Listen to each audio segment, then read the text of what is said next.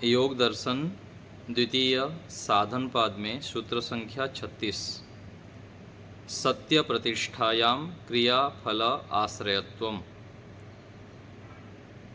शब्दार्थ सत्य प्रतिष्ठायाम मन वाणी और शरीर से सत्य आचरण के परिपक्व हो जाने पर क्रियाफल आश्रयत्वम योगी का कर्म उत्तम फल वाला होता है और उसके आचरण का प्रभाव अन्य प्राणियों पर भी यथा योग्य पड़ता है।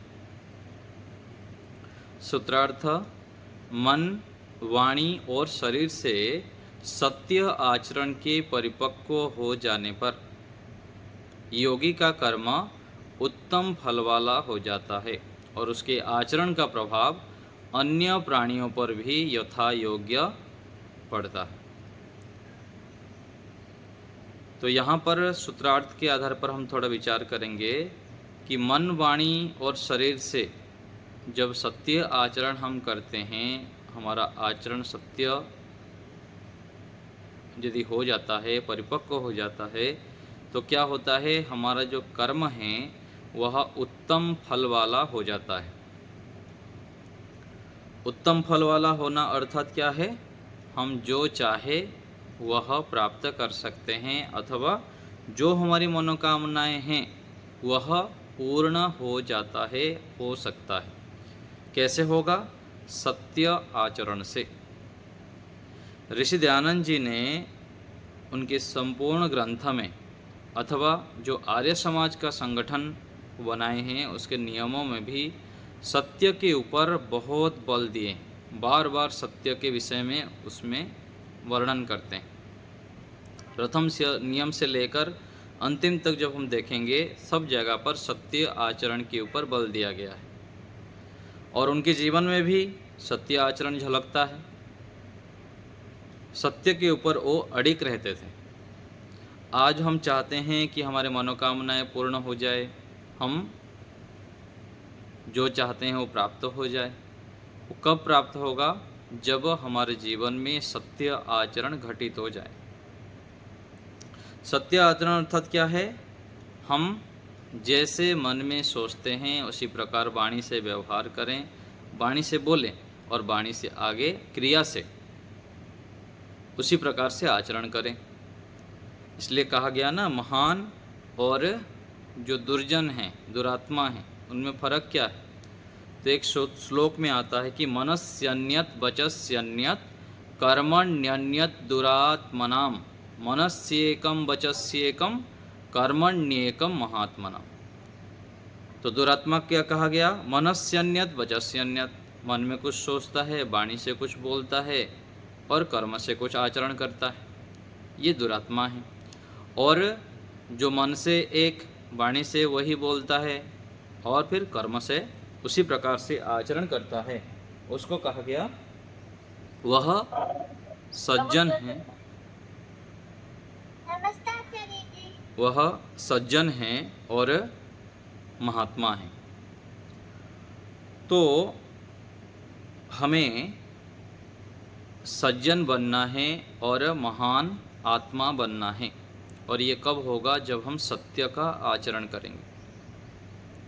और यही सत्य आचरण सभी हमारे क्रियाओं का जो फल है, जो क्रिया हम करेंगे उसका फल सत्य पूर्वक हो जाता है। जो चाहते हैं सारे कामनाएं हमारे पूर्ण हो जाते हैं। इसलिए हम निरंतर सत्य आचरण के ऊपर बल दें। सत्य, धर्म और न्याय वो पर्यायवाची है, चाहे धर्म आचरण कहिए, न्याय आचरण कहिए अथवा सत्य आचरण कहिए। तो इसलिए कह रहे हैं यहाँ पर कि हमारा आचरण का प्रभाव आज समाज में क्यों नहीं पड़ रहा है, हमारे संतान क्यों श्रेष्ठ आचरण नहीं कर रहे हैं, हमारे अनुकूल आने वाले व्यक्ति क्यों उस प्रकार आचरण नहीं करते हमारे संपर्क में आने वाले। क्योंकि हमारा आचरण जिस प्रकार से प्रभावी होना चाहिए, सत्यपूर्वक होना चाहिए, वह नहीं हो रहा है। कहीं ना कहीं हमारे आचरण में कमी है। तो यहाँ सूत्रार्थ में भी ये कह रहे हैं कि हमारा उसके आचरण का प्रभाव अन्य प्राणियों पर भी यथा योग्य पड़ता है। जो व्यक्ति सत्य आचरण करता है उसका आचरण का प्रभाव विशेष रूप से पड़ता है। आगे देखते हैं, नीचे हिंदी भाग देखें, योगार्थ प्रकाश। इस सूत्र में सत्य आचरण के लाभ बतलाए हैं। जब योगाभ्यासी मन, वाणी और शरीर से सत्य पालन करते करते परिपक्व अवस्था में पहुंच जाता है, तब उसके द्वारा की गई क्रिया सफल होती है। यहाँ पर यह बात ध्यान देने योग्य है कि योगी परीक्षा पूर्वक वही बात कहेगा जो संभव हो। हम जो आप्त कहते हैं, ऋषि कहते हैं, महापुरुष कहते हैं, और उनके बातों को भरोसा करने के लिए कहते हैं अथवा उसके अनुसार हमको चलना चाहिए। क्यों उनकी बातों को हमको भरोसा करना चाहिए अथवा उनके अनुसार क्यों हम चलना चाहते हैं? क्योंकि वह सत्यवादी, सत्यमानी, सत्यकारी होते थे। जैसे मन में सोचते थे उसी प्रकार वाणी से बोलते थे, वैसे ही क्रिया से भी आचरण करते थे। और हम भी यदि आज समाज में, परिवार में सत्य आचरण करेंगे अथवा जो सत्य आचरण करता है उसका प्रभाव दूर दूर तक पड़ता है। परिवार में, समाज में, राष्ट्र में सब उनके ऊपर भरोसा करते हैं, ऐसे व्यक्ति के ऊपर। तो हम भी सत्यवादी बने, और सत्यवादी से पहले, वाणी से बोलने से पहले हम मन में सत्य क्रियाओं को धारण करें, सत्य संकल्प को धारण करें। जितने भी श्रेष्ठ संकल्प है उसको मन में धारण करें, क्योंकि कोई भी कार्य जो प्रारंभ होता है मन से शुरू होता है। मन में जब हम अच्छे अच्छे विचार करेंगे, अच्छे संकल्प को लाएंगे और श्रेष्ठ विचारों को लाएंगे, तो वाणी से वैसे ही बोलेंगे। अतः हमें प्रयास करना चाहिए कि दिन भर जो हमारा देखना, सुनना आदि क्रियाएं हो रही है वह श्रेष्ठ हो।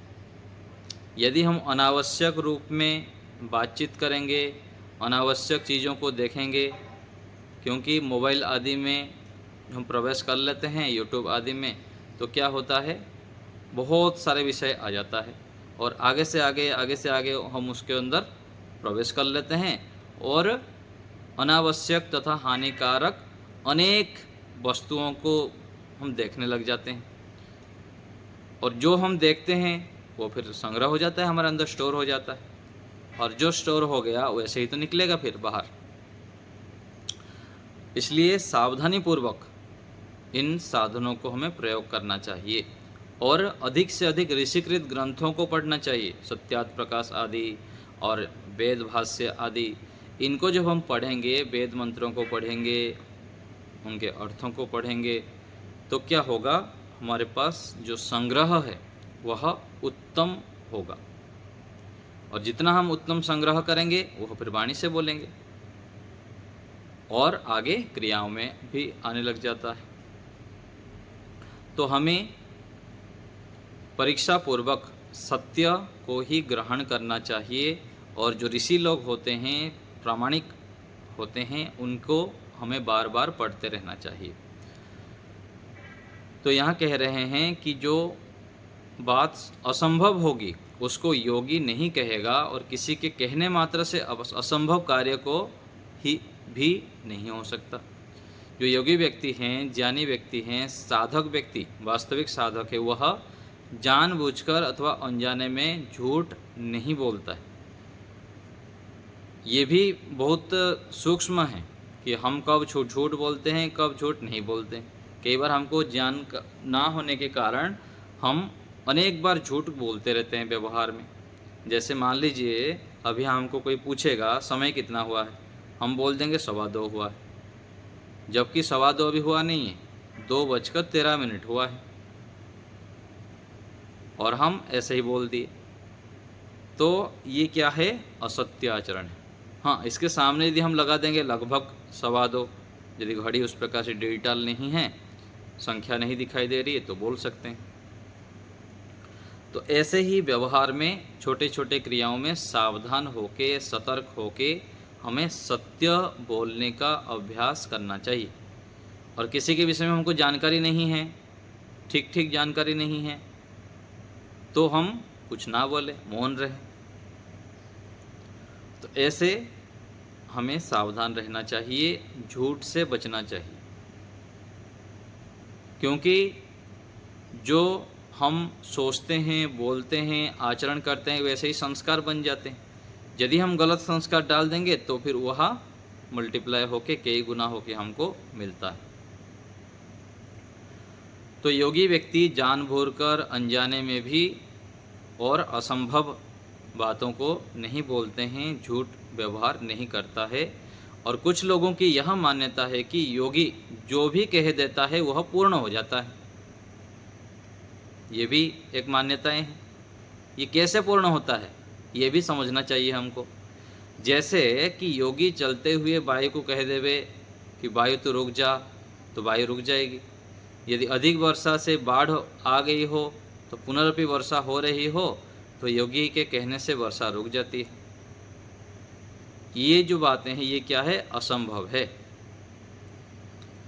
ऐसे मानना ठीक नहीं है। देखिए, एक होता है आशीर्वाद। आशीर्वाद अर्थात क्या है, दो शब्द है आशीर्वाद में। आशी मतलब इच्छा, बाद अर्थात कहना, इच्छा को कहना। तो जो बड़े होते हैं, श्रेष्ठ होते हैं, गुरुजन होते हैं, वो जब संतानों को अथवा कोई व्यक्ति को आशीर्वाद देते हैं तो उनके विषय में उनको पता रहता है। माता पिता है, बच्चा को, बेटा बेटी को आशीर्वाद देते हैं तो क्या उनके विषय में पता रहता है। जो दुष्ट व्यक्ति हैं उनको तो अभिशाप देंगे, आशीर्वाद नहीं देंगे। तो आशीर्वाद अर्थात क्या है, इच्छा को बोलना। और जो बड़े होते हैं, श्रेष्ठ होते हैं, तो उनके जो परिजन होते हैं उनको बताते हैं कि तुम बहुत अच्छा मार्क्स लाओगे अथवा जीवन में बहुत उन्नति करोगे। ऐसे ऐसे जो बोलते हैं, तो वो जो श्रेष्ठ व्यक्ति होते हैं उनको देख के पता लगता है कि इनका जीवन तो ऐसे पवित्र है और ये बहुत पढ़ाई में मेहनत करता है। इस आधार पर उनकी जो कहे हुए बातें हैं वो फलीभूत हो जाता है।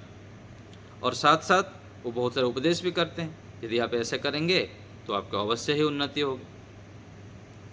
जैसे कुछ गुरुजन लोग बोलते हैं ना, अथवा कहीं हम जाते हैं किसी के पास, अपनी समस्याएं बोलते हैं, वैद्य को बोलते हैं अथवा किसी श्रेष्ठ बड़ों को बोलते हैं कि ऐसी ऐसे समस्या है, तो बताते हैं उसका उपाय।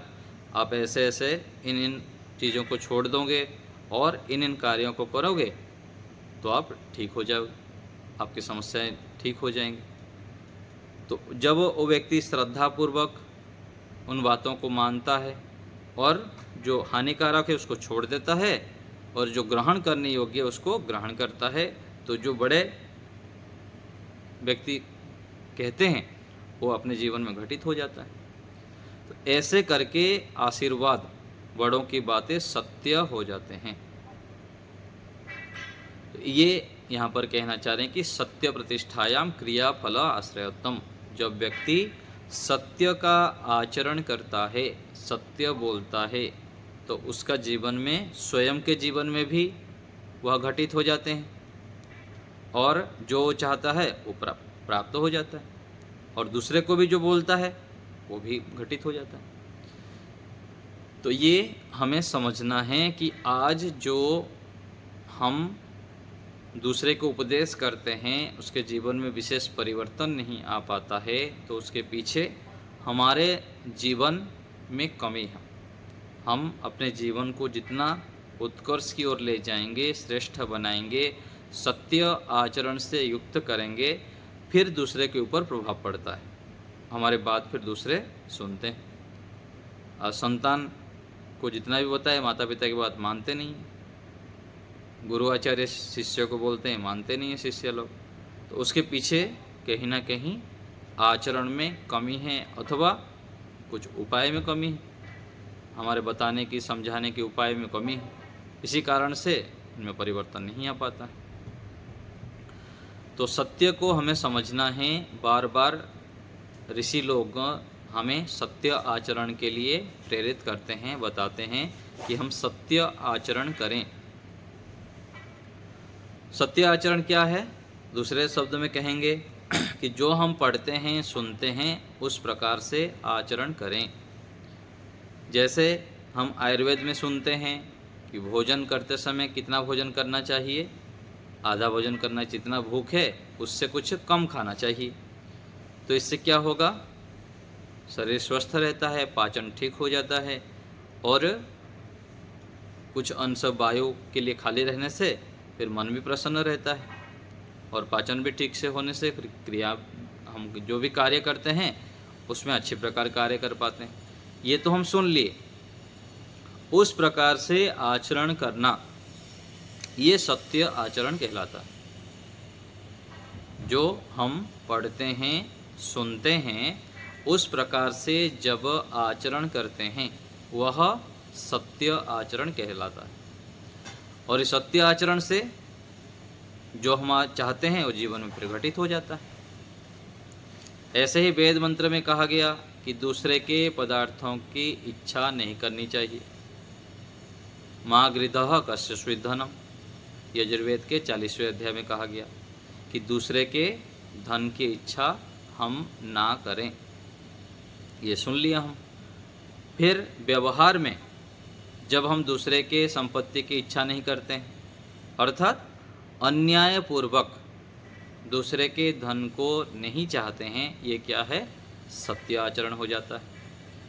और वेद मंत्र में कहा गया कि पुरुषार्थी बने, हम मेहनती बने।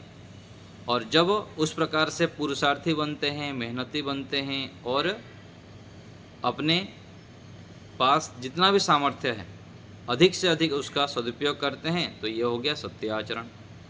तो इस प्रकार से हम जब वेदादि शास्त्रों के जो उपदेश है उसका अपने जीवन में लाते हैं, तो ये हो गया सत्य आचरण। और इस सत्य आचरण से क्या होता है? क्रिया फल आश्रयत्वम। ये जो ऋषि कह रहे हैं इस सूत्र में कि सत्य में जब व्यक्ति प्रतिष्ठित हो जाता है, सत्य आचरण में स्थित हो जाता है, तो उसके जो भी क्रिया है, जो भी इच्छाएं हैं, जो वेदानुकूल इच्छाएं हैं, वह शीघ्र ही पूरा हो जाता है, पूर्ण हो जाते हैं। तो व्यास भाष्य में कहा है कि तू धार्मिक बन जा, तो व्यक्ति धार्मिक बन जाता है। जैसे आपको बताया कि आशीर्वाद, कि जैसे व्यक्ति, श्रेष्ठ व्यक्ति, महापुरुष जैसे भी आशीर्वाद देते हैं उस प्रकार से वो बन जाता है। क्यों? क्योंकि उसके जीवन को देखे हुए रहते हैं। कोई पापी व्यक्ति है, चोर डाकू है, उसको थोड़ी बोलेंगे, आशीर्वाद देंगे, तुझको आशीर्वाद दे रहे हैं तो धार्मिक बन जा, ऐसा नहीं होगा। जैसे ऋषि दयानंद जी के जीवन में आता है ना, एक आप सुने होंगे, ऋषि दयानंद जी के पास कोई एक व्यक्ति थे, उनके संपर्क में आते थे, अमीचंद जी बोल के। वह बहुत अधिक भोजन गाते थे और अच्छे प्रकार से भोजन प्रस्तुत करते थे, लेकिन उनके जीवन में कुछ दुर्गुण था। वह वेश्यावृत्ति आदि करते थे और गलत काम में प्रवृत्त होते थे। तो ऋषि दयानंद जी उनको क्या कहे कि अमीचंद तू है तो हीरा, लेकिन कीचड़ में पड़ा है, ऐसे केवल बोल दिए। इतना ही शब्द उनके जीवन में बहुत अधिक प्रभाव डाला और वह अपने जो भी गलत प्रवृत्तियां हैं उनको छोड़ दिए। तो ये क्या है? सत्य आचरण का प्रभाव। जैसे यहाँ लिखा गया कि तू धार्मिक बन जा, तो धार्मिक बन गए। तो ऋषि दयानंद जी संकेत किए कि आपके अंदर बहुत प्रतिभाएं हैं, लेकिन आप गलत आदतों में पड़े हुए हैं। ऐसे ही हमको भी समझना चाहिए कि प्रत्येक व्यक्ति के अंदर परमात्मा ने अपरिमित दिव्य सामर्थ्य प्रदान कर रखे हैं, लेकिन उसको जानना और जानने के बाद फिर तद अनुकूल आचरण करने से ही वह दिव्य शक्तियाँ उत्पन्न होते हैं। जैसे खेत में कृषक जो होता है, खेत के अंदर जो सामर्थ्य होता है उसको जानता है और उसी खेत से कितने प्रकार के अनाज उत्पन्न करके वह हरा भरा बना देता है। ऐसे ही हमारा देह क्या है? क्षेत्र की तरह है, जमीन की तरह है। भगवत गीता में भी ऋषि हमारे योगीराज श्री कृष्ण जी बोलते हैं, इस शरीर को क्षेत्र कहा गया। तो हम अपने सामर्थ्य को जानें, पहचानें और उसको उपयोग में लाएं। तो यहाँ पर देखिए, इसका अभिप्राय यह है कि योगी उसी व्यक्ति को ऐसा कहेगा जो कि धार्मिक बन सकता है। जो धार्मिक बन सकता है उसे को ही बोलेंगे, और जो कुसंस्कार और कुसंगति आदि के कारण धार्मिक बन ही नहीं सकता, उसको योगी ऐसा नहीं कहेगा। और वेदों में सत्यवादी और प्रेम से रहने का उपदेश ईश्वर ने किया है।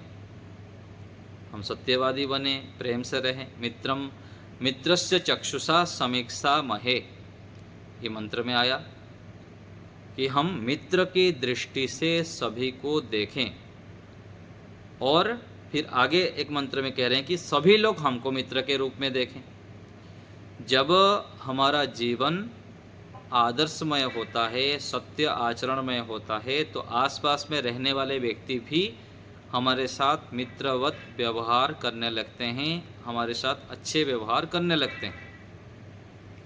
मान लीजिए 10 में से 2-4 व्यक्ति गलत व्यवहार कर भी रहे हैं, लेकिन कालांतर में हम जब अच्छे अच्छे व्यवहार करते रहते हैं, सत्य आचरण करते रहते हैं, वह व्यक्ति के जीवन में भी परिवर्तन आता है।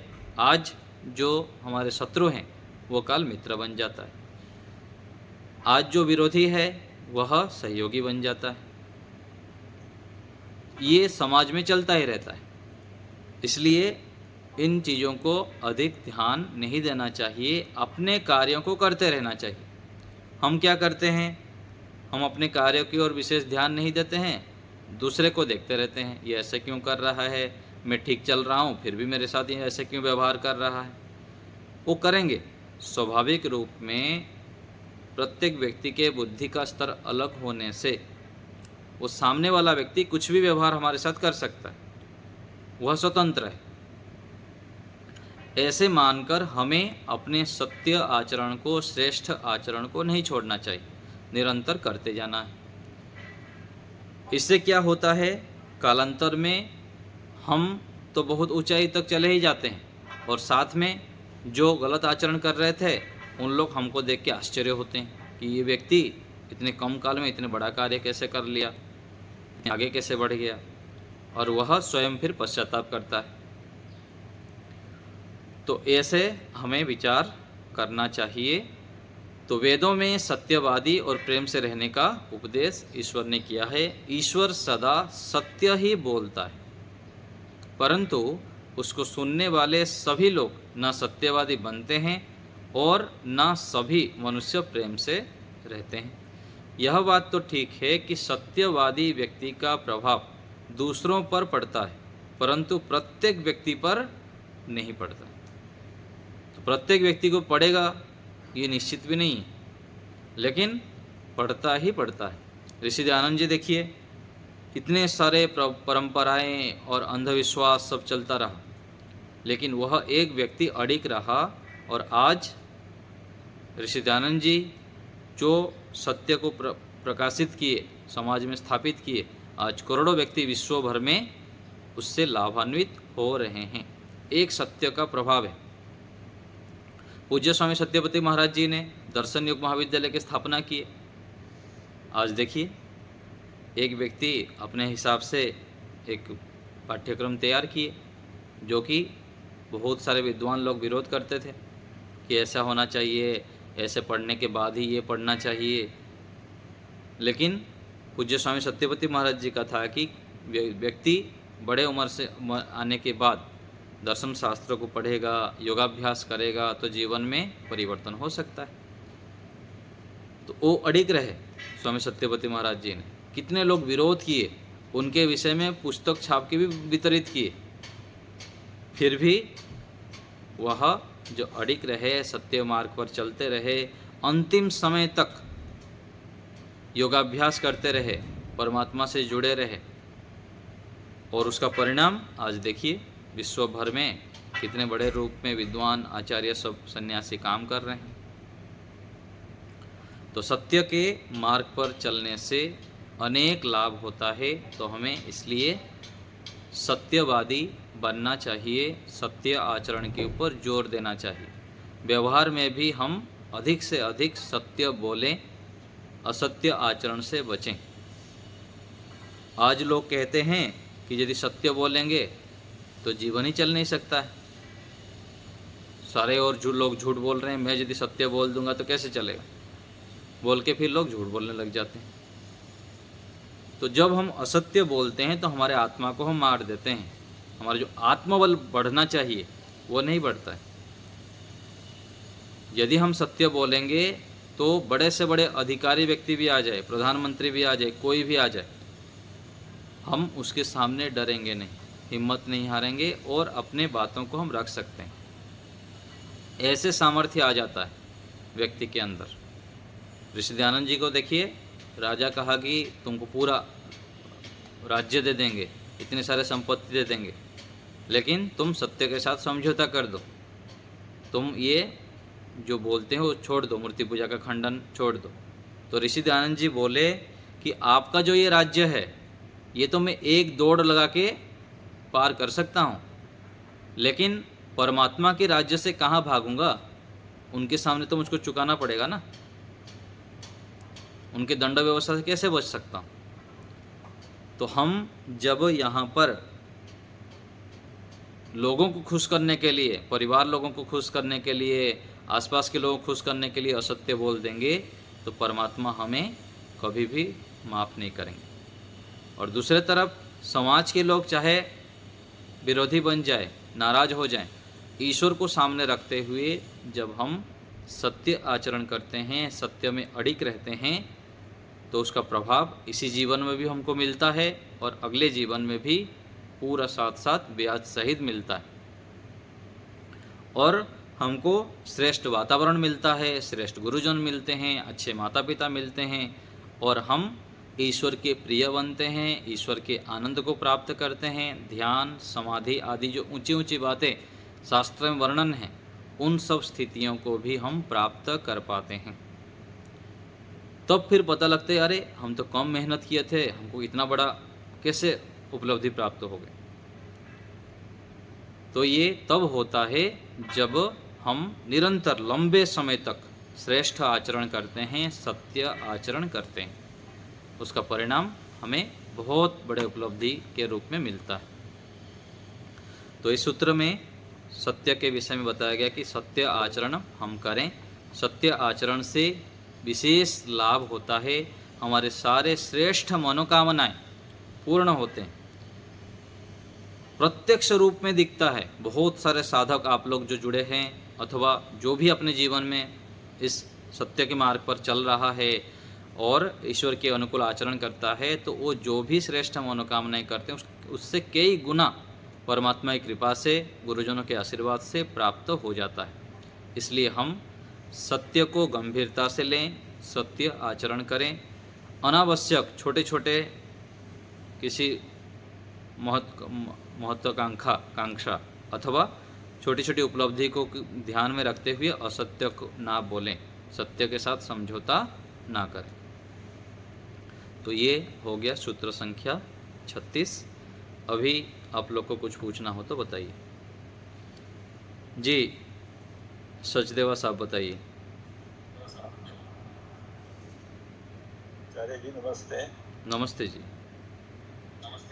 आचार्य जी, असतो मा सद्गमय, जी इसको जरा खोल के अच्छी तरह बताएं, क्योंकि कई बार ध्यान में बैठते हैं तो ये हाँ, असतोमा अर्थात हम असत्य से छूटकर सत्य की ओर चलें। आप माइक थोड़ा म्यूट कर दीजिए। तो इसमें जो असत से सत्य की ओर कहा गया है उसका विस्तृत अर्थ है, इसको जितना हम खोलेंगे ना बहुत लंबा हो सकता है। एक तो है कि असत्य से हटकर सत्य की ओर जाएं, और असत व्यवहार, बहुत सारे व्यवहार हमारे क्या है, वेदों से विरुद्ध होता है, और वेदों से विरुद्ध जितना आचरण क्या है, ये असत्य व्यवहार है, अधर्म अन्याय पूर्व आचरण है। तो हम असत्य, अन्याय और अधर्म आचरण से छूटकर सत्य की ओर बढ़ें। जैसे संसार के जो वस्तुएं हैं और संसार के वस्तुओं से लेकर अपने शरीर तक, शरीर को हम अपना मान लेते हैं कि मैं शरीर हूँ। अधिकांश हमारा जो व्यवहार रहता है, अपवाद को छोड़ दीजिए, कोई विशेष साधक हैं, योगी हैं, नहीं तो अधिकांश क्या है, हम शरीर को ही मैं मानकर चलते हैं, ऐसे ही आचरण करते हैं। लेकिन सत्य क्या है, हम शरीर नहीं हैं, मैं आत्मा हूँ, शरीर से पृथक हूँ। अपने को आत्मा मानकर कितना हम व्यवहार करते हैं, नहीं करते। ऐसे ही ईश्वर की उपस्थिति हर समय है, ईश्वर की सत्ता को हम कहाँ उपलब्ध रख पाते हैं। प्रत्येक व्यक्ति की जो जितने भी आत्माएं हैं, ये सब क्या है, परमात्मा के ही संतानें हैं, हमारे भाई जैसा हैं। लेकिन हम इतना कहाँ आत्मवत व्यवहार कर पाते हैं, सभी के अंदर आत्म तत्व देखते हुए कहाँ व्यवहार कर पाते हैं। केवल शरीर को देखते हुए शरीर के आधार पर हम आचरण करने लग जाते हैं। बेटा है, बेटी है, इसका रूप ऐसा है, इसका रंग ऐसा है, योग्यता के आधार पर आकलन कर लेते हैं सब कुछ, जितना भी हमारा बुद्धि का स्तर है। तो ये सब क्या है, असत्य आचरण है। इससे हमको सत्य की ओर ले चलिए, हम सत्य में प्रतिष्ठित हो जाए। जो कहा गया ऋतंभरा प्रज्ञा कि हम सत्यम एव बिभर्ति, सत्य में प्रतिष्ठित हो जाए हमारी बुद्धि। जब हम, जैसे इंजीनियर होता है, इंजीनियर जब घर को, मकान को देखता है, किसी बिल्डिंग को देखता है, तो उसको पूरा दिखने लग जाता है, कितना सीमेंट है, कितना रेती है, कितना लोहा है। पाचक है जो भोजन बनाता है, वो भोजन खाद्य को देखता है तो उसके अंदर क्या क्या है सब दिखने लग जाता है। ऐसे ही योगी व्यक्ति, ज्ञानी व्यक्ति को पूरा संसार प्रकृति रूप में दिखाई देता है। प्रत्येक व्यक्ति के अंदर आत्म तत्व दिखाई दे और ईश्वर की सत्ता हर समय उपलब्धि हो। ये क्या है, सत्य आचरण है। तो असत्य से छोड़कर सत्य की ओर ले जाए। जब ये प्रार्थना उपासना में करते हैं तो ऐसे विस्तृत अर्थ हम करें और इसको बार बार मनन करें। जब हम किसी चीज़ को बार बार मनन करते हैं, विचार करते हैं, वह फिर हमारा स्वभाव बन जाता है, व्यवहार में वह फिर उपस्थित हम कर सकते हैं। ऐसे करके हम असतोमा सद्गमय का अर्थ कर सकते हैं। धन्यवाद आचार्य। ठीक है, निर्मला माता जी बताइए। नमस्ते आचार्य जी। नमस्ते माता जी। बागेश्वर धाम वाला जो बाबा है, हाँ जी, वो जो है, लोग उसके पीछे वो रहते हैं कि वो सब कामनाएं, वो ऐसे आशीर्वाद देगा, सारी कामनाएं पूरी। हाँ जी माता जी। क्या कुछ है वो आचार्य? देखिए, वहाँ जो बाबा जी बोलते हैं, पर्ची में लिखते हैं, कई सारी चीज़ें हो सकता है, कुछ चीज़ें कितनी सत्यता है कितनी असत्यता हम जो परीक्षण नहीं कर सकते हैं, तो किसी के विषय में हम कमेंट नहीं करना चाहिए बिना परीक्षा के। हम जाएं वहाँ पर, परीक्षा करें, फिर बताएं किसी के विषय में। वो तो चलो है। उसमें क्या होता है, कई बार किसी व्यक्ति के ऊपर यदि हमारा श्रद्धा हो जाता है, किसी के, जब हम विशेष प्रतिभा को जान लेते हैं कि ये इतना बड़ा व्यक्ति हैं और ऐसे वो बोल देने से सब काम पूर्ण हो जाता है, तो उसके पीछे जो व्यक्ति जा रहा है ना, उसके पास, उसके पीछे उसका श्रद्धा जुड़ता है और उसको बड़ा मानता है, पूरा महान मानता है, और जो बोल देता है फिर वो करने लग जाता है उसको। और जब करता है तो उसको फल मिलता है, बिना किए नहीं मिलता है। वो स्वयं भी बोलते हैं, उनको आप देखेंगे कभी तो वो स्वयं भी बोलते हैं कि जो ऐसा करेगा वैसे मिलेगा। तो व्यक्ति के अंदर जो श्रद्धा भावना है और जो विश्वास है, वही दवाई रूप में काम करता है। आप लोग सुने होंगे, वैज्ञानिक लोग टेस्ट किए, किसी हमारे जो रोगी है उसको दिए कि भाई इसमें तो बहुत अच्छा दवाई है, इसको खाने से तुम्हारा सारे रोग ठीक हो जाएगा, है ना, और ये चमत्कारी दवाई है, एक बार खा के तो देखो, फिर तुम्हारा देखना कैसे दवाई ठीक हो जाएगा। और दूसरा क्या है, ये थोड़ा कम काम करेगा। ऐसे करके 2 दवाई दिए, और जिसमें इतना सारा प्रशंसा करके जिस दवाई को दिए थे उसमें कुछ भी नहीं था, लेकिन वो काम करने लग गया। और जिसको कहा गया था ये तो कम काम करता है, उसमें असली दवाई था, वो कम काम किया। तो ये क्या है, विश्वास के ऊपर होता है। किसी के गुणों को हम जब सामने लाते हैं बार बार और उनके ऊपर विश्वास रखते हैं, तो उनके द्वारा कहा गया कोई भी जो वाणी है, शब्द है, उसको सुन के फिर हम आचरण करने लग जाते हैं, उसमें चलने लग जाते हैं, तो चमत्कारी प्रभाव देता है। उसके पीछे विश्वास श्रद्धा आदि काम करते हैं। तो बागेश्वर बाबा जी जो कह रहे हैं, उनको लोग श्रद्धा करते हैं और देखते हैं लाखों लोग जा रहे हैं, इतने महान हैं, चमत्कारी है, ऐसे ऐसे लोग के अंदर श्रद्धा विश्वास है ना, उसके आधार पर काम करता है। और दूसरा, बहुत सारे जो मंदिर है, लोग जाते हैं श्रद्धापूर्वक बाबाओं के पास जाते हैं, उसके पीछे क्या होता है, 50 व्यक्ति गए, 50 व्यक्ति जब जाते हैं ना, 5 तो श्रद्धा विश्वास रख के 50 गए, 5 का लाभ हुआ, 5 का जो लाभ होता है ना, उन लोग फिर 50-50 को बताएंगे। Implication हो जाता है। हाँ, 50-50 को बताते हैं, और जो 45 का लाभ नहीं हुआ वो थोड़ी बताएंगे मेरा लाभ नहीं हुआ। ऐसे करके बहुत सारी चीज़ें चलते हैं। यदि वो सत्य होंगे और ठीक होगा तो कालांतर में हम लोग जब तक जीवित हैं 20-30 साल में पता लग जाएगा। और असत्य जो असत्य होता है वो तो अगर कभी ना कभी सामने आ ही जाएगा। निर्मल बाबा तो स्पष्ट हो गया कि इसके साथ चटनी खा लो तुम्हारी इच्छा पूरी होगी, उसके तो शायद वो हो गया बिल्कुल। हाँ जी, निर्मल बाबा पहले कहता था ना कि समोसे से चटनी खा जी लो जी काम। जी, ऐसे तो बहुत सारे चलते हैं, हमको उनके ओर ध्यान नहीं देना चाहिए। बस हमको सत्य बातों को समझाना है, जो भी सत्य है वेदादि अनुकूल है वो हम करते जाएं। जो हमारे आते हैं सानिध्य में,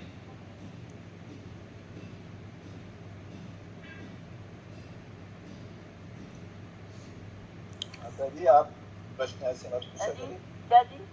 हाँ चलिए, तो ठीक है माता जी, दूसरे की शंका पर लेते हैं। अच्छा, हाँ, तो आपकी बात आगे समझ में माता जी, मैं बता दिया थोड़े से कि इस प्रकार से बहुत सारे चलते हैं।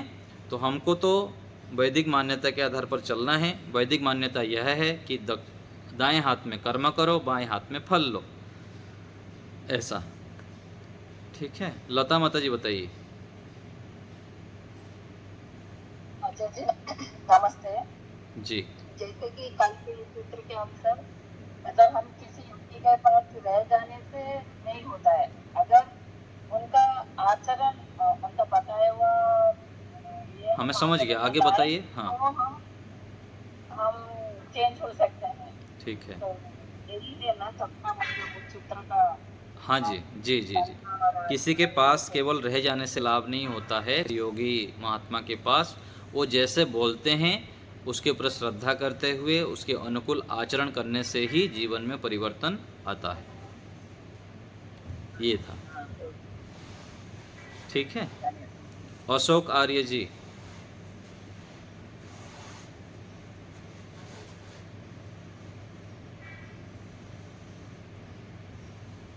बताएं। नमस्ते आचार्य जी। नमस्ते मेरी अभी आँख की सर्जरी हुई है, इसलिए मैंने काला चश्मा लगा रखा है। जी, बताएं। मेरा तो ये छोटा सा प्रश्न, अहिंसा प्रतिष्ठायाम तद बैठ त्यागो जी तद सन्निधो बैठ जाओ। ठीक ये है। मतलब उसके अहिंसा का विस्तृत है थोड़ा, इसमें और सूक्ष्मता से कुछ अनुभव की चीज़ें बताएं आप। हाँ, ये इसका जो वर्णन है ना, इसका वर्णन हम पिछले पाठ में पूरा विस्तृत रूप में बार बार वर्णन किए थे।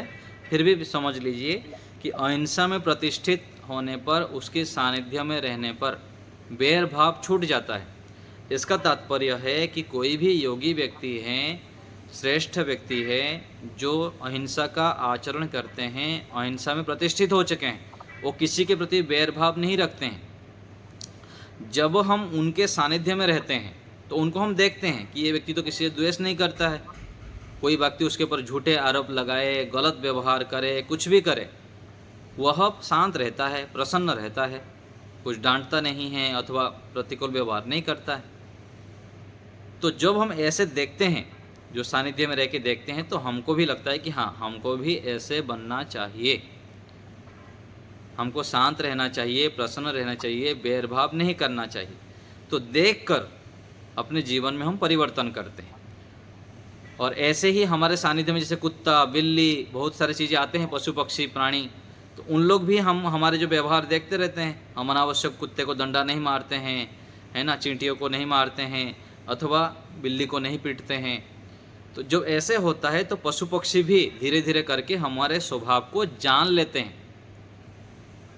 और फिर वो भी डरमुक्त भयमुक्त हो जाते हैं, उनके भी वैरभाव छूट जाता है, अर्थात वह हमारे से अनावश्यक भयभीत नहीं होते हैं। इस प्रकार से समझना चाहिए, और जो सानिध्य में रहता है उनके आचरण को देखते देखते उनके अंदर भी वैरभाव छूट जाता है, उनके अंदर भी दिव्यताएं आ जाते हैं। जी आचार्य जी, एक प्रश्न और है मेरा छोटा सा। जैसे ईश्वर प्रणिधान से हम अंतराय या विघ्न दूर करते हैं, और उधर दूसरे सूत्र में कहा एक तत्व के अभ्यास से भी वो दूर होते हैं। जी, दोनों में थोड़ा मतलब दोनों से ही होते हैं, दोनों वैसे में तो, एक ही लेकिन इसमें क्या सुविधा है? ज़्यादा फर्क नहीं है। एक तत्व अभ्यास अर्थात वही कह दिया गया कि ईश्वर प्रणिधान जब हम करते हैं, दिन भर ईश्वर को समर्पित होकर कार्य करते हैं, प्रत्येक कार्य को करने के बाद ईश्वर को ही समर्पित कर देते हैं कि प्रभु आपके द्वारा ही सब कुछ दिया हुआ है, और मैं जो भी कर रहा हूँ आपकी प्राप्ति के लिए कर रहा हूँ, आपकी आज्ञा ही पालन कर रहा हूँ, ऐसी भावना से जब करते हैं तो सारे विघ्न, जो 9 विघ्न कहा गया, व्याधि, स्त्यान, संशय, प्रमाद, आलस्य, अविरति, भ्रांति दर्शन, ये सब जो विघ्न उपविघ्न कहा गया वो नष्ट हो जाता है। तो ये दोनों में कोई अंतर नहीं है, एक ही है। आचार्य जी, और एक प्रश्न और है ये मेरा छोटा सा। जी, जैसे तब स्वाध्याय परिधान के लिए अलग से सूत्र बनाया, जबकि ये पहले ही आ चुके। हाँ, किसी भी बात को ऋषि लोग जो बार बार कहते हैं तो उसके पीछे कारण यह होता है कि उसको पुनः एक बार बुद्धि में बिठाना चाह रहे हैं। 2 बातें होती हैं, एक तो पुनरावृत्ति न्याय दर्शन में आता है, एक तो पुनरावृत्ति, और दूसरा होता है उसी बात को अच्छे से कहना चाह रहे हैं। संस्कृत में एक आता है कि द्विविधम सुबद्धम भवति, किसी को यदि हम गांठ बांधते हैं उसको 2 बार अच्छे से बांध देते हैं तो मजबूत हो जाता है। ऐसे ही कुछ बातों को ऋषि लोग पुनः पुनः उपस्थित रखते हैं कि उसको पूरा और संबल देने के लिए उसके ऊपर विशेष ध्यान दें और उसका आचरण करें। इसीलिए वहाँ पर पुनः प्रकरण के हिसाब से आया है वर्णन। जी धन्यवाद। सुदेशना माता जी, आचार्य जी नमस्ते। नमस्ते। आचार्य जी, सत्य पालन करने में तो व्यक्ति का जीवन अच्छा होता है, ये तो समझ में आ रहा है, लेकिन जो कमजोर होता है, जो पैसा में कमजोर होता है या बल में कमजोर होता है, वो सत्य बोलने से भी उसका बात को कोई महत्व नहीं देते हैं। ठीक है। और ऐसा होता है, पुलिस में तो पैसा खाकर लोग उसी को ही मार देते हैं, उसी को ही जीवन समाप्त कर देते हैं। तो वो व्यक्ति तो सत्य बोल रहा था, तब फिर कैसे ये न्याय हो रहा है? देखिए, यहाँ पर जो समाज है, जो न्याय व्यवस्था है, वह एक सीमा में बंधा हुआ है। मान लीजिए यहाँ पर हमें अन्याय मिल भी गया, और मिलता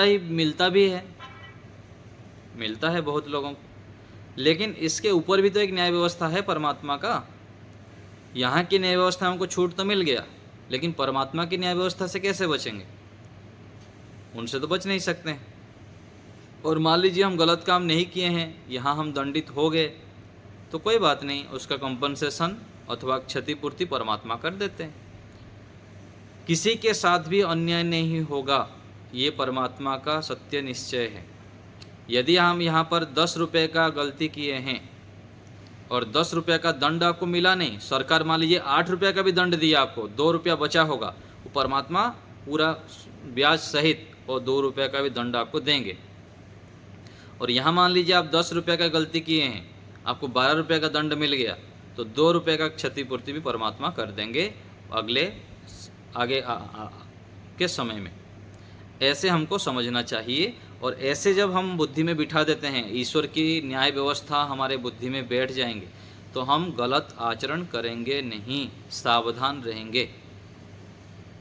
इसी को कहा जाता है कि व्यक्ति यदि आध्यात्मिक जब तक नहीं हुआ है, तब तक उसके पीछे एक एक व्यक्ति के पीछे हम यदि एक एक फौज भी खड़ा कर देना, CPI, उसको गलत काम से बचा नहीं सकते हैं।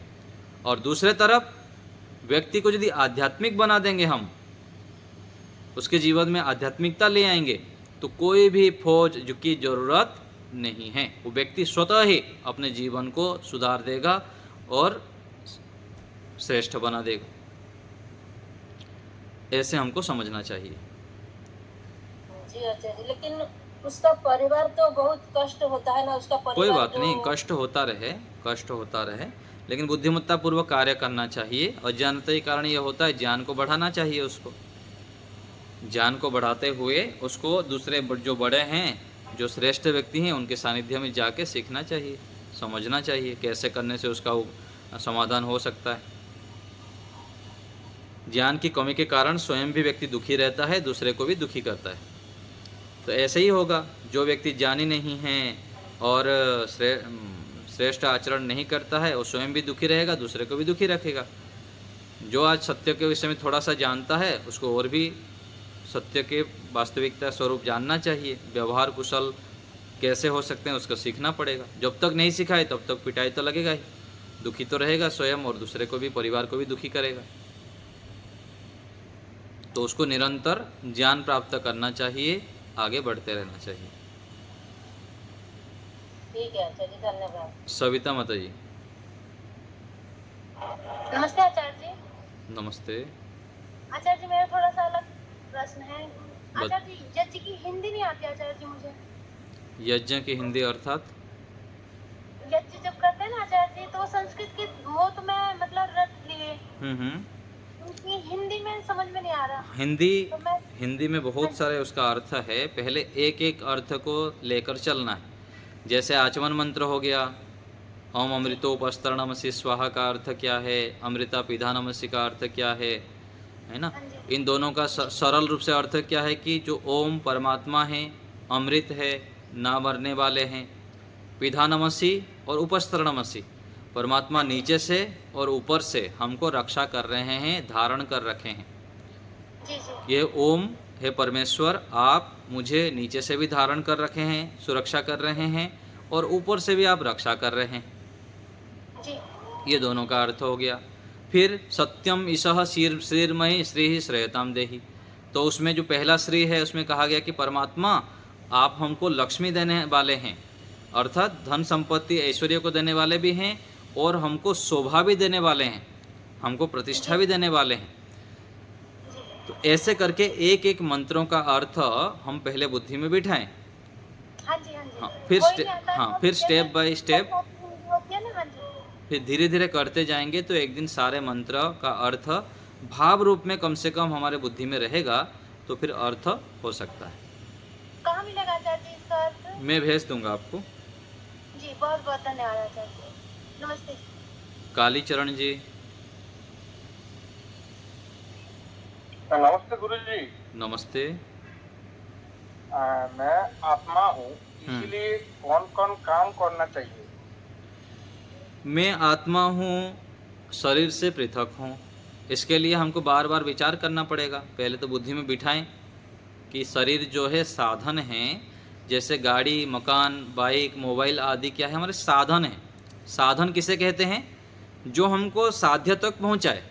जैसे हम ट्रेन में बैठते हैं एक जगह से दूसरे जगह जाने के लिए, तो दूसरे जगह जहाँ हम जा रहे हैं, यदि कोई दिल्ली जा रहा है तो दिल्ली क्या है? साध्य है, और ट्रेन क्या है? साधन है। ऐसे ही हम आत्मा हैं, शरीर साधन है।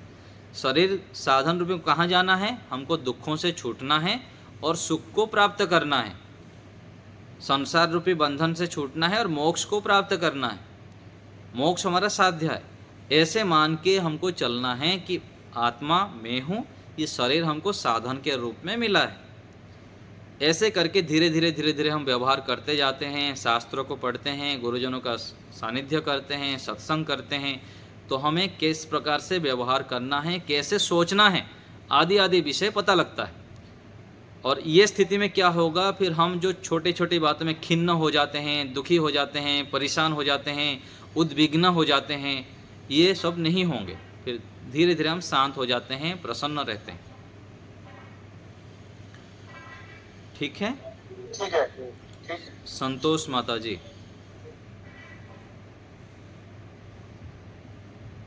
माइक ऑन करिए, बताइए। संतोष माता जी, हाँ जी, नमस्ते आचार्य जी। मैंने नमस्ते ये बात पूछनी है अपने बारे में जी। कि अभी मान लो मैं दान देती हूँ कई जगह पे, ठीक है, कुछ तो घर वालों को पता होता, कुछ नहीं होता। फिर ठीक। उस टाइम देते टाइम मेरे को लगता है कि मैं ज्यादा दे रही हूँ, ये मेरे ऊपर इतराज न करे, फिर मेरे को झूठ बोलना पड़ता है, मेरे को उसने दिया, मैंने इकट्ठा करती गई तो बेच रही हूँ। ठीक हालांकि है, कहते नहीं, अपने मन का अंदर से ठीक है। शंका होती है कि कभी ये कुछ कह दे, तो ये इसके लिए क्या करना चाहिए? हाँ, वहाँ पर ऐसे करना होता है, कई बार पति चाहता है कि पत्नी दान ना दे, और पत्नी दान दे तो पति दान दे तो पत्नी चाहते हैं दान ना दे, अथवा ऐसे होते हैं व्यवहार में। आपका जो शंका है उचित है। तो उस स्थिति में क्या होता है, जो बुद्धिमान होते हैं ना, जो आध्यात्मिक मार्ग पर चलते हैं, उसको थोड़ा बुद्धिमत्ता से कार्य करना होता है। काम भी हो जाए, बोलना भी है, लेकिन झूठ भी ना हो, ये ऐसे ध्यान देनी होती। ऐसे हम शब्दों का हाँ, ऐसे हम शब्दों का चयन करें जिससे झूठ भी ना हो और हमारा कार्य भी सिद्ध हो जाए। मान लीजिए बोलना है हमारे पास 1000 रुपया है, तो दूसरे को पता था, हमारे साथ जो रहते हैं, तो वो पूछा आपके पास कहाँ गया पैसा, तो आप एक तो बोल दिया कि मैं दान दे दिया, और दूसरा है कुछ काम था मैं खर्चा कर दिया, मेरे कुछ आवश्यकता थे और वो खर्चा कर दिया। दोनों चीज़ें। दान, उनको यदि लगता है कि दान देने से वो चिढ़ते हैं, तो वहाँ पर नहीं बोलना है कि गुम हो गया अथवा कहाँ गया मुझको पता ही नहीं है, ऐसे शब्द नहीं बोलना है। वहाँ पर शब्द क्या चयन करना है कि कुछ कार्य में खर्चा हो गया। नहीं, मैं ये पूछ रही हूँ, जैसे वो मेरे को ये बात नहीं है, मेरे को ये है ना, कभी मेरे पे ये इतराज करे, इतनी पैसा तू कहाँ से लाती है जो इतनी दान करती है, आज अच्छा, उधर आज उधर आज उधर, तो मैं क्या जवाब दूँ? वहाँ पर जहाँ से पैसा आता है आप बता दीजिएगा कि जो भी पैसा तो नहीं आता, पैसा तो मैं अपना देती हूँ इकट्ठा कर कर कर करके। हाँ, तो बता दीजिए ना, इकट्ठा करता हूँ, आप बता दीजिए। अच्छा, जो सत्य मेरे को है। हर टाइम डर लगा रहता है कि हालांकि कभी आज तक उन्होंने करवाती भी उन्हीं के थ्रू जी जी जी। मेरे फलाने जगह भेजो नहीं, पैसे, ऐसे वो आप कहते ठीक हाँ, है। जो अच्छे कार्य करेंगे ना, तो धीरे धीरे परमात्मा की कृपा से आपको अंदर से सद्बुद्धि भी आ जाएगी, उनके सामने मैं बोलने की, क्योंकि करने सफाई की। देने के लिए कहती थी, मेरी फलानी ने पैसे इकट्ठे मेरी तरफ से दान दे देना, वो कहती मेरे तरफ, मैं इकट्ठे करती हूँ, फिर मैं थोड़े अपने मिला के हाँ, तो वहाँ पर मैं बताया ना कि कौन सा शब्द हम बोले कि वो नाराज भी ना हो और झूठ भी ना हो। ऐसे हमको शब्दों का चयन करना पड़ेगा। देश काल परिस्थिति के हिसाब से कैसे व्यक्ति से हम डीलिंग कर रहे हैं, वो व्यक्ति कैसा है, उनके मानसिकता को हमको समझना पड़ेगा, और उसके ऊपर थोड़ा विचार करेंगे तो आपको उपाय सूझ जाएगा। और जो हम अच्छे कार्य करते हैं, ध्यान से सुनिए सभी लोग, जब हम अच्छे कार्य करते हैं, देश राष्ट्र के हित के लिए करते हैं, समाज के हित के लिए करते हैं और वेद अनुकूल आचरण करते हैं, ऐसे स्थिति में कोई भी बात हमको समझ में ना आए तो परमात्मा से सहायता मांगनी चाहिए, परमात्मा से बात करनी चाहिए। आग बंद करके बैठें, ओम का जप करें, गायत्री मंत्र का जप करें, और जो भी आपकी समस्या है, जो भी परेशानियां हैं, उनके सामने रखिए। वो हमारे वास्तविक माता पिता, हमारे परम हितैषी हैं, और वो सारी सहायता करेंगे, और सबसे श्रेष्ठ सहायता करेंगे, बुद्धि में प्रेरणा करेंगे। परमात्मा को अंतर्यामी प्रेरक कहा गया है, और ये आप लोग ट्रायल करके देखिए, अभ्यास करके देखिए, ये स्वतः आपको मिलेगा। तो ऐसे भी हूँ, फिर मेरे को डर भी लगता है, देखो मैं झूठ बोलती कोई हूँ, बात नहीं, डर, कहीं ना कहीं पाप भी तो लग रहा है ना मेरे को। हाँ, तो वहाँ पर इतना बताया ना, पाप झूठ ना बोलें और कुछ उसको शब्दों को घुमा दीजिए थोड़ा, और आप अच्छे कार्य कर रहे हैं। तो देखिए, दूसरी बात माता जी ध्यान दीजिए, जब हम गलत काम करते हैं उस समय हमको संकोच करना चाहिए, डरना चाहिए, भयभीत होना चाहिए। जब हम अच्छे कार्य करते हैं, गुरुकुल में दान दे रहे हैं, विद्वानों को दान देते हैं और गौशाला में दान देते हैं, अच्छे लोगों के, प्राणियों के हित के लिए कार्य कर रहे हैं, तो क्या डरना, संकोच मत करिए, परमात्मा साथ में है। ऐसे अपने आत्मबल को बढ़ाएं। कई साल हो गए मेरे को, कभी घर में ना आदमी ने, मेरे हस्बैंड ने, ना मेरे बेटे ने मुझे कभी नहीं पूछा कि मम्मी आप इतना पैसा कहाँ से लेते, क्यों देते हो। हाँ जी, और फिर भी आपको थोड़ा भय रहता है, तो ठीक हो जाएगा। ईश्वर से प्रार्थना करें, हम लोग के भी सबकी ओर से आपको बहुत बहुत शुभकामनाएं, और आपको परमात्मा से प्रार्थना, आपको आत्मिक बल देंगे। आप ऐसे ही श्रेष्ठ भावना से अच्छे कार्य करते रहें माता जी। धन्यवाद आचार्य जी, बहुत बहुत धन्यवाद तिरुमल जी। इसका निकालने के लिए, हल निकालने के लिए। नमस्ते नमस्ते। आचार्य जी, अगर हम लोग अच्छा काम के लिए थोड़ा बहुत झूठ बोल दें तो वो भी क्या? ना, बिल्कुल नहीं बोलना, ये वेदों की आज्ञा नहीं है, अच्छे कामों के लिए झूठ बोलना ही नहीं। ठीक है, प्रारंभिक काल में सामर्थ्य नहीं है, जब पता लग गया कि झूठ बोलना ही नहीं है तो झूठ ना बोलने का प्रयास करना चाहिए। विद्वानों की ओर से, गुरुजनों की ओर से, ईश्वर की ओर से बिल्कुल अनुमति नहीं है झूठ बोलने का। यदि आप कर रहे हैं, ठीक है, अच्छे काम का अलग फल मिलेगा और झूठ का अलग दंड मिलेगा। दंड तो मिलेगा, यदि झूठ बोल भी रहे हैं तो मन में रहना चाहिए उसका दंड मुझको मिलेगा। आचार्य जी, सच बोलने से पोल खुलती है तो अच्छा वाला काम भी नहीं होगा। तो वहां पर बताए ना, आप यदि अच्छे कार्य कर रहे हैं, पोल कर रहे हैं, लेकिन मन में रहना चाहिए कि मैं गलत, ये दंड मिलेगा। मन में जब रहेगा तो फिर धीरे धीरे क्या होगा, वो झूठ से भी बचेंगे आप। ठीक है ना, प्रयत्न करना चाहिए झूठ ना बोलना पड़े। और कहीं पर ऐसे लगता है प्रारंभिक समय में तो फिर उससे भी बचना चाहिए। और आगे चलकर जब हम आगे बढ़ते रहेंगे, साधना आदि करते रहेंगे, तो ईश्वरी कृपा से हमको सामर्थ्य मिल जाएगा। ठीक है, चलिए आज यहीं रखते हैं।